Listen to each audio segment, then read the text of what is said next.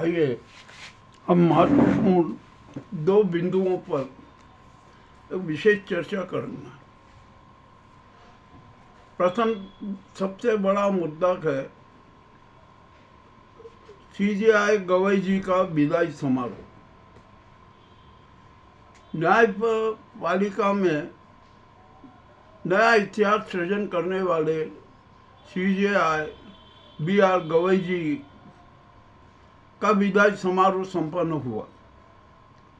वैसे तो 23 तारीख तक का उनका कार्यकाल था, किंतु शनिवार और रविवार को छुट्टी हो जाने के कारण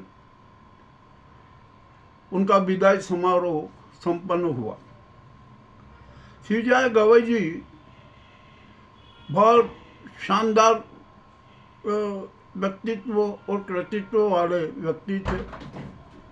उनका कार्यकाल मात्र 6 माह का ही था। यदि उनका कार्यकाल 1 साल या 1.5 साल का होता ना, तो बड़ा विचित्र काम होते। न्यायपालिका की जो विधा में उन्होंने अच्छे और नए आयाम प्रस्तुत किए। BR गवई जी ने एक नए इतिहास भी सृजित किए। उन्होंने राष्ट्रपति, प्रधानमंत्री, सरकार सबसे आंखों से आंखें मिलाकर बात की, आंखों से आंखें मिलाकर सवाल किए और शानदार निर्णय दिए।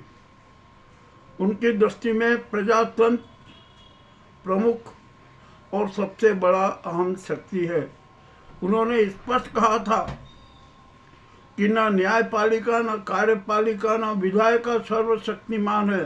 सर्वशक्तिमान तो हमारे देश का संविधान है। न्यायपालिका में नया विश्वास पैदा किया और नए प्रारूप भी प्रस्तुत किए, और उन्होंने बहुत बड़ा संकल्प लिया कि मैं सेवानिवृत्ति के बाद कि सरकार के किसी भी पद पर नहीं रहूँगा, किसी प्रकार का प्रलोभन भी स्वीकार नहीं करूँगा। और उन्होंने एक सबसे अच्छी बात कही कि मैं बुद्धवादी हूँ, बुद्धपंथी हूँ, किंतु मैं सभी धर्मों का सम्मान करता हूँ, और करना भी चाहिए। न्यायपालिका का तो सच्चा धर्म ये है कि वो सच्चा न्याय दे, आखिरी पंक्ति में खड़े हुए व्यक्ति का न्याय दे, और न्यायपालिका की एक विशेष गरिमा बनाए रखे। अब न्यायपालिका पर संविधान की रक्षा का दायित्व है, कानून की रक्षा का दायित्व है, राष्ट्र की रक्षा का दायित्व है, प्रजातंत्र की रक्षा का दायित्व है, जनमत की रक्षा का दायित्व है, तिरंगे के अस्तित्व की रक्षा का दायित्व है, और जनता की रक्षा का दायित्व है। अनेक दायित्व न्यायपालिका पर है, किंतु बड़ी विडंबना यह है कि न्यायपालिका में भी कुछ मनुवादी तत्व ऐसे घुसे हुए हैं जो अपने न्यायपालिका के दायित्व को नहीं समझते हैं। उनका तो सिर्फ एक ही लक्ष्य है कि मनुवादी विचारधारा को मूर्त रूप दिया जाए। चले, अब ये भी बात हो गई, कोई दिक्कत नहीं है। अब 53वें सीजेआई सूर्यकांत जी 24 को पदभार ग्रहण कर लेंगे, वे बैठेंगे। आज उन्होंने जो सीजेआई गवई जी के विदाई समारोह में एक अच्छी बात कही। उन्होंने कहा कि सीजेआई गवई जी हमें एक अंश देकर जा रहा है, और वो अंश हम न्यायपालिका में प्रेरणादायी रहेगा, हम उससे स्वीकार करते हैं। और वो यहाँ पर कि न्यायपालिका से भी एक अंश लेकर जा रहा है, यह भी उनके लिए ऐतिहासिक स्वर्णिम क्षण रहेगा। एक वकील ने उनके विदाई समारोह में फूलों की वर्षा करने के लिए कि मैं पंखुड़ियाँ लाया हूँ आप पर न्यौछावर करने के लिए, तो उन्होंने कहा नहीं, ऐसा नहीं कर सकते। आप जो ये पंखुड़ियाँ लाए ना, फूल लाए ना, ये कोर्ट मास्टर को दे दीजिए, उनको वहाँ पर समर्पित कर दीजिए। ये मैं न्याय की मूर्ति देवी को ये आप समर्पित कर दीजिए। इतना अच्छा उदाहरण और कौन प्रस्तुत करेगा। अब यहाँ पर न्यायपालिका में एक सूर्यकांत जी सीजीआई के रूप में बैठे आगे, उनका कार्यकाल शायद 12 या 13 माह का होगा। अब वे क्या निर्णय देंगे, कैसे निर्णय देंगे, क्या करेंगे, ये तो वक्त बताएगा, समय बताएगा। किंतु हो सकता है कि सीजीआई गवई जी का कुछ अंश न्यायमूर्ति और सीजीआई सूर्यकांत जी के शरीर में भी हो, उनके विचार में भी हो, उनके निर्णय में भी नजर आए। अब देखने क्या होता है, क्या नहीं होता है, जो भी होता है सब सामने आएगा। परंतु यह बात तो सही है कि BR गवई जी ने न्यायपालिका में एक नया इतिहास सृजित किया। उन्होंने न्यायिक विधा की और न्यायिक परंपरा की और न्यायिक आस्था की और न्यायिक विश्वास को और मजबूती दी। उनके निर्णयों से जनता में न्यायपालिका के प्रति विश्वास जगा। हालांकि उन्हें कुछ निर्णय भी बहुत जरूरी में देना थे, वो नहीं दे सके क्योंकि कार्यकाल ही इतना है। अब कार्यकाल बहुत छोटा होने के कारण वे संवैधानिक जो निर्णय देना चाहते थे वो नहीं दे पाए। ठीक है, नहीं दिए। अब देखते हैं सूर्यकांत जी हमारे संविधान की रक्षा कैसे करते हैं। और अब तो हमें कुछ थोड़ी शंका हो रही, शंका भी है। अब देखते हैं, अभी से कुछ भी नहीं कह सकते। वे 53 में सीजीआई बनेंगे, किस प्रकार का निर्णय देंगे, क्या करेंगे, ये तो वक्त बताएगा। जो भी हो, अब न्यायपालिका की भी अग्नि परीक्षा देखते हैं। हम न्यायपालिका का अग्नि परीक्षा में सफल होती है कि नहीं, ये भी मामला वो जल्द सामने आ जाएगा। अब ठीक है, एक सूर्यकांत जी से हम एक अनुरोध करते हैं, निवेदन करते हैं। ये 147 करोड़ जनता का निवेदन है, अनुरोध है कि वे जिस पद पर बैठे वहाँ पर संविधान की रक्षा का लक्ष्य सबसे पहले रखें। और न्याय है ना, सच्चा न्याय देश की जनता को मिले। जो हमारे यहाँ की जो भीड़ में आखिरी पंक्ति में जो भी व्यक्ति खड़ा हो ना, उसको भी सच्चा न्याय प्राप्त हो, ऐसी ही पहल करें। मामला तो विचित्र सब सामने आएगा कि क्या है क्या नहीं है। और न्यायपालिका में भी जो एक विचित्र मनोवादी गैंग बनी हुई है ना, उस गैंग का भी सफाया तो करना पड़ेगा। परंतु 53वें सीजीआई शायद नहीं कर पाएंगे, हमारा ऐसा आकलन है। आगे फिर क्या होता है क्या नहीं होता है देखेंगे, ये तो वक्त तो बता देगा। खैर जो भी हो, सीजीआई सूर्यकांत जी को हम बधाई देते हैं, उनका स्वागत करते हैं। और ये स्वागत 147 करोड़ जनता की ओर से कर रहे हैं। और उनसे यही प्रार्थना कर रहे हैं, यही निवेदन कर रहे हैं कि देश की जनता को सच्चा न्याय मिले, संविधान की रक्षा हो, सनातन धर्म की रक्षा हो, तिरंगे के अस्तित्व की रक्षा हो, मानवीय मूल्यों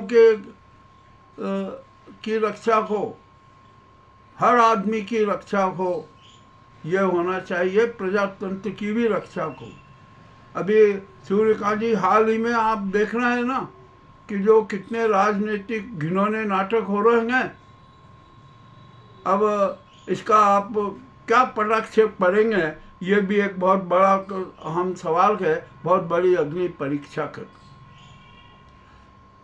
एसआईआर मामले में आपके समक्ष विचाराधीन थे। आपने तारीख पे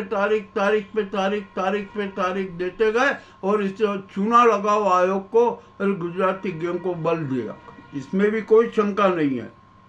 ठीक है, अब आप सीजीआई बन गए हैं, आपको न्याय की कुर्सी पर बैठ गए हैं। अब यहाँ पर किसी भी प्रकार की कोई बात करना भी उचित नहीं है।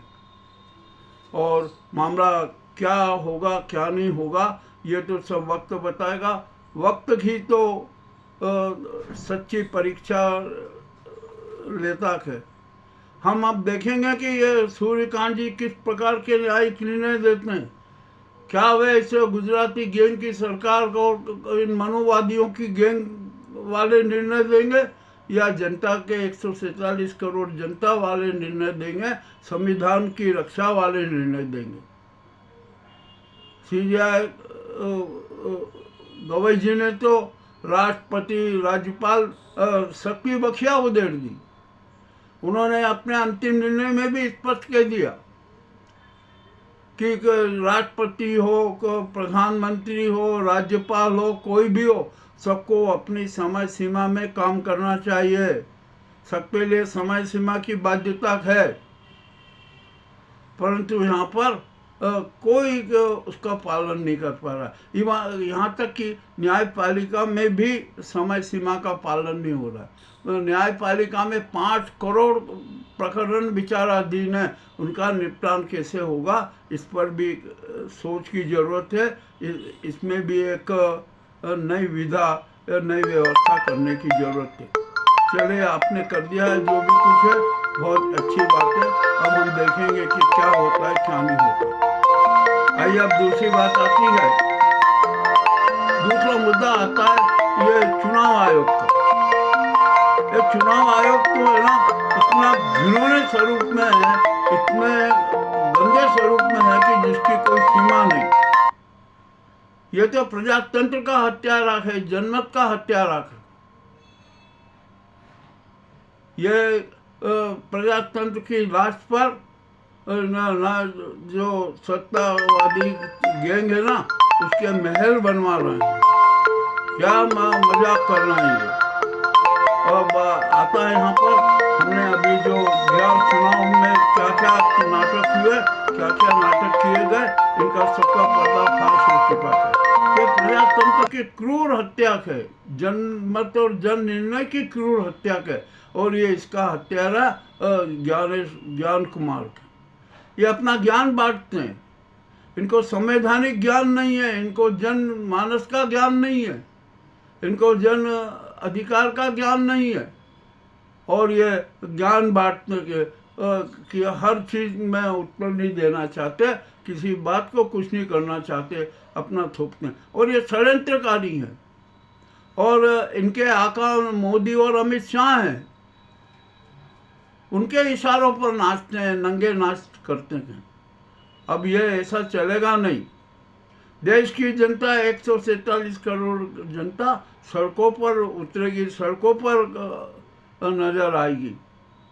अब वो दिन दूर नहीं जब संसद का घेराव होगा, प्रधानमंत्री का आवास और गृह मंत्री घेराव होगा, चुनाव आयोग का घेराव होगा।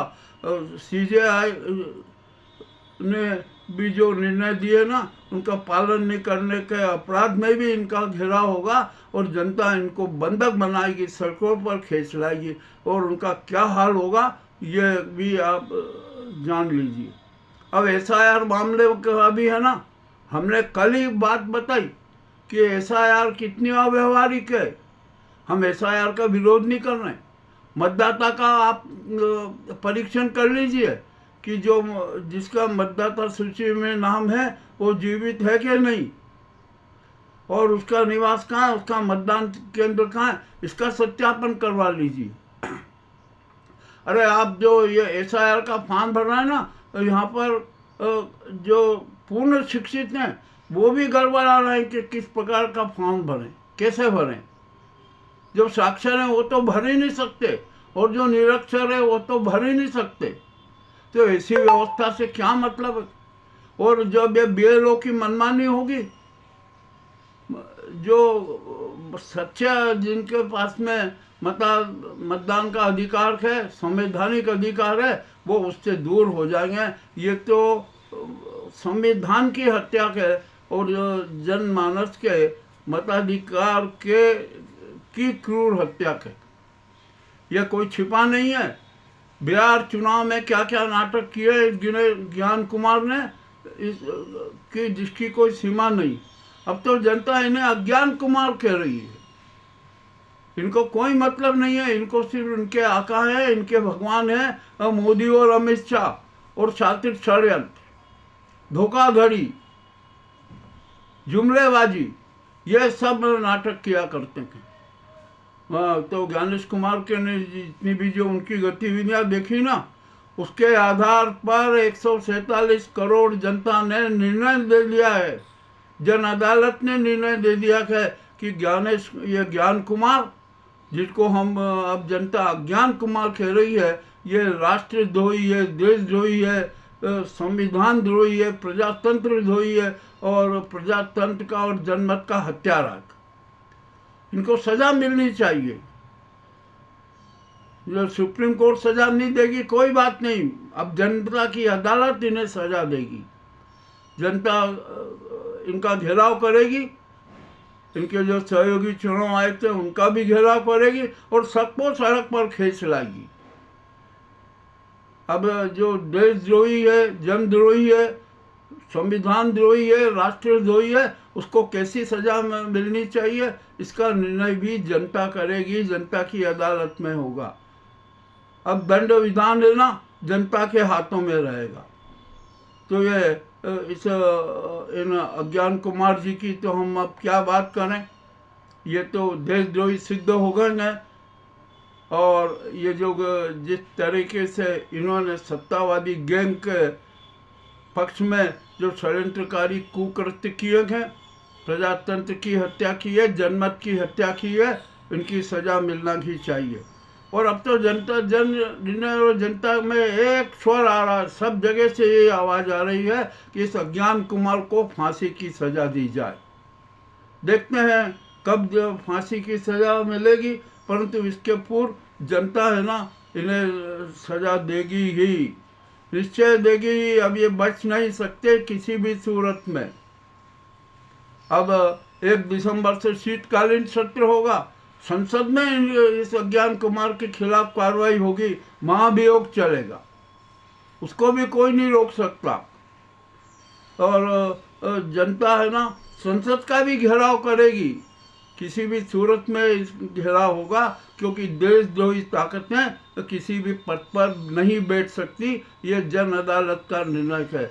और ये अज्ञान कुमार, जिनको क्या कहते हैं, मैं तो इनको ज्ञान कुमार कहता हूँ, ये ज्ञान बांटते हैं और विचित्र तरह का ज्ञान बांटते हैं कि देश की हत्या कैसे करो, प्रजातंत्र की हत्या कैसे करो।